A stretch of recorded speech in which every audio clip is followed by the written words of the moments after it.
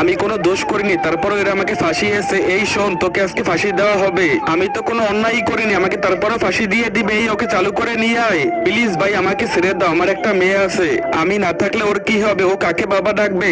আরে মিনা, ওই দেখো তোমার বাবাকে নিয়ে যাইতেছে। আরে প্রীতি, আমাকে ক্ষমা করে দিও। আমি তোমাকে কথা দিয়েছিলাম যে আমরা সারা জীবন একসাথে থাকবো, কিন্তু আজকের পর থেকে তুমি আমার মুখ কখনোই দেখতে পারবে না। আরে শালাকে চালু করে নিয়ে আয়, আজকে শালাকে ফাঁসি দিয়ে দিবা। আরে শালা, কত বড় সাহস তুই আমাদের এলাকায় মার্ডার করিস? আরে শালা, তোর এখন কি হবে? আরে শালা, তোকে আমি মিথ্যা মামলায় ফাঁসিয়েছি, এখন তো তুই মরে যাবি। তারপরে তোর বউ আর বাচ্চাকে আমি মেরে ফেলবো। তারপরে কি হলো সেটা দেখার আগে তুমি যদি মহান আল্লাহর এই সুন্দর ছবিটাকে ভালোবাসো, তাহলে ভিডিওতে একটা লাইক করে চ্যানেলটা সাবস্ক্রাইব করে দিবে। আর অবশ্যই কমেন্টে মহান আল্লাহ সুন্দর নামটি লিখে যাবে। আর যদি না করো তাহলে বুঝে যাবো তুমি আল্লাহকে একটুও ভালোবাসো না। তাহলে এই নে শয়তান পুলিশ অফিসার, তুই আমার বউ আর বাচ্চাকে মেরে ফেলবি, এখন তুই উপরে চলে যা। এতক্ষণ শুধু এই কথাটা শোনার জন্যই অপেক্ষা করতেছিলাম। তোদের মতো খারাপ পুলিশ অফিসারদের জন্যই আমাদের মতো